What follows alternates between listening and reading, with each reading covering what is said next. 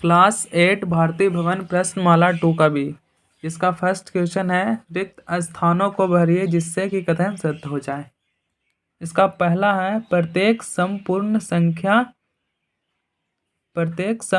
वर्ग संख्या का वर्गमूल 1 क्या होता है।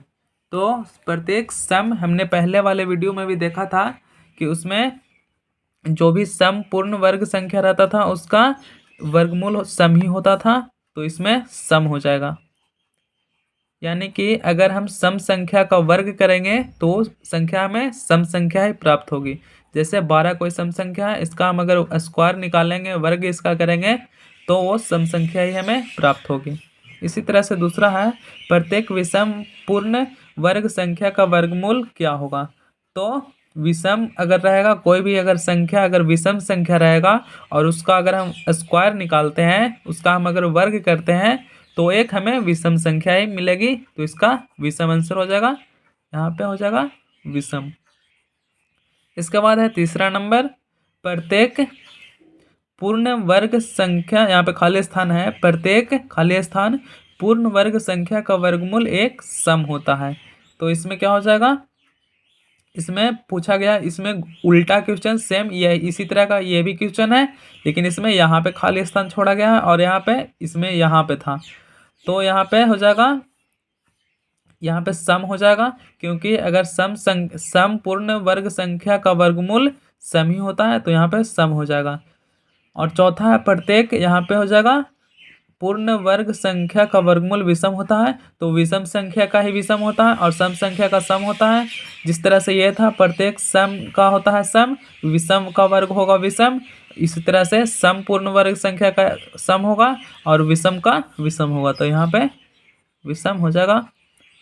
इसके बाद है 5वां नंबर यदि किसी पूर्ण वर्ग संख्या के अंत में शून्यों की संख्या खाली स्थान हो तो संख्या का वर्गमूल पूरा पूरा ज्ञात हो जाता है। यानी कि किसी वर्ग संख्या के अंत में शून्यों की संख्या क्या रहेगा, तो उस संख्या का वर्गमूल पूरा हो जाएगा। तो यहाँ पे हो जाएगा अगर सम संख्या रहेगा, यदि किसी पूर्ण वर्ग संख्या के अंत में, यानी पूर्ण वर्ग संख्या के अंत में शून्यों की संख्या अगर सम रहेगा तो उसका वर्गमूल हो जाएगा। मान लीजिए जैसे ये कोई संख्या है,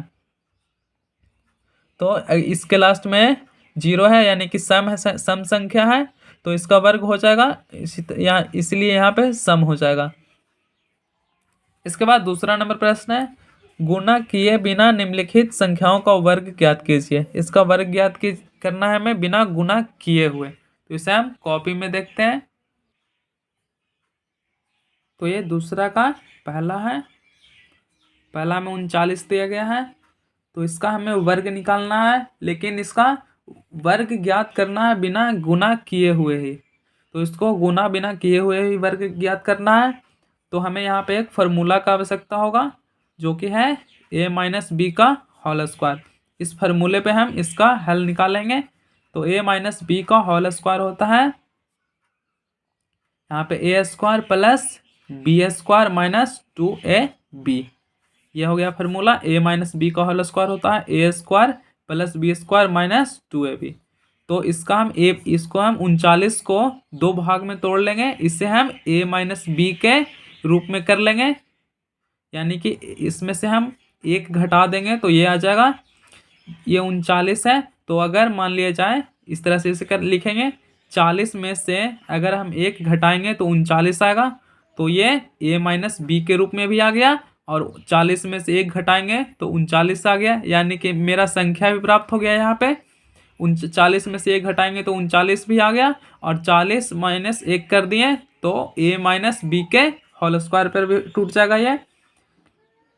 तो इसे हम इस तरह से अब करेंगे, ये हो जाएगा a माइनस बी का होल स्क्वायर होता है a स्क्वायर, तो 40 का स्क्वायर करेंगे, 40 का स्क्वायर, इसके बाद हो जाएगा b का स्क्वायर है प्लस b का स्क्वायर, ये a है ये b है, तो 1 का स्क्वायर हो जाएगा, ये 40 का स्क्वायर प्लस 1 का स्क्वायर प्लस 2a भी है, नहीं यहाँ पे सॉरी माइनस होगा, माइनस है, माइनस होता है a माइनस बी का होल स्क्वायर इसमें, तो यहाँ पे माइनस हो जाएगा -2, और a भी है तो a हो जाएगा गुना 40, गुना 1 हो जाएगा। इसके बाद फिर हो जाएगा 40 का स्क्वायर होता है 1600 हो जाएगा। फिर प्लस 1 का स्क्वायर 1 ही होता है, और माइनस यहाँ पे 4 दूना 8, 8 में 1 से गुना करेंगे 8 ही, और यहाँ पे 80 हो जाएगा, 40 दूना 80। इसके बाद इसका आ जाएगा 1600, और इसमें 1 जोड़ेंगे 1601 हो जाएगा, और इसमें 80 घटा देंगे तो आ जाएगा यहाँ पे 1521 इसका आंसर हो जाएगा। इसके बाद इसका दूसरा प्रश्न है। दूसरा में 27 है। 27 को भी इसी तरह से हम बनाएंगे, a माइनस बी का होल स्क्वायर पे तोड़ेंगे। तो 27 को हम 30 में से घटा देते हैं, 30 में से 3 को हम अगर घटा देंगे तो हो जाएगा इसका, तो 30 में से 3 को इसको घटा देंगे तो इसका आ गया 30 का स्क्वायर करेंगे, प्लस बी है 3 तो 3 का स्क्वायर करेंगे। इसके बाद माइनस फिर है 2ab, तो 2 गुना फिर 30 गुना 3 हो जाएगा। इसके बाद 30 का स्क्वायर 900 होता है, फिर प्लस 3 तिया 9 हो जाएगा, माइनस 30 दूनी 60 और 60 दूनी 120, तो ये हो जाएगा 120। इसके बाद हो जाएगा 900 और 9 909 हो जाएगा, और 909 में से 120 घटाएंगे तो ये आ जाएगा 769, इसका आंसर हो जाएगा। इसके बाद तीसरा प्रश्न है। तीसरा में है 46 है तीसरा, तो इसे भी हम उसी तरह से बनाएंगे। तो 46 है, 50 में से हम 4 को घटा देंगे तो आ जाएगा 46, 50 माइनस 4 करेंगे, यहाँ पे हो जाएगा a माइनस बी का होल स्क्वायर, तो हो जाएगा यहाँ पे 50 हो जाएगा, 50 का स्क्वायर, और यहाँ पे हो जाएगा 4 का स्क्वायर, और माइनस 2ab है तो 2 गुना 50 गुना 4 हो जाएगा। इसके बाद 50 का स्क्वायर हो जाएगा, यहाँ पे 5 5 25, 2500 इसका हो जाएगा, और इसके बाद फिर 6 चौको 16 माइनस 50 चौके यहाँ पे हो जाएगा 200, और 200 में 200 गुना करेंगे 400 हो जाएगा।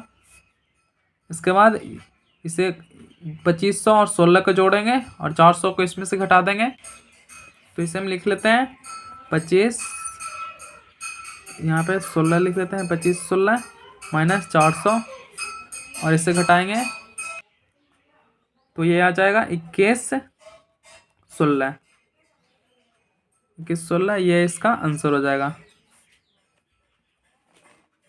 इसके बाद चौथा नंबर प्रश्न है, यह 58 है। 58 को 60 में से हम घटाएंगे तो यहाँ पे हो जाएगा 60 माइनस 2, 58 आ जाएगा, तो ये हो जाएगा 60 का स्क्वायर प्लस 2 का स्क्वायर माइनस 2 गुना 60 गुना 2 हो जाएगा, तो यहाँ पे अब हो जाएगा ये 60 का स्क्वायर 6 छक 36, 3600 प्लस 4 माइनस 6 दूनी 12, 120, 12 दूनी 24, 240। यहाँ पे 3600 और 4 को जोड़ेंगे, यहाँ पे हो जाएगा 3604 माइनस 240, और इससे घटाएंगे तो ये आ जाएगा, ये हो जाएगा 33 64, इसका आंसर हो जाएगा।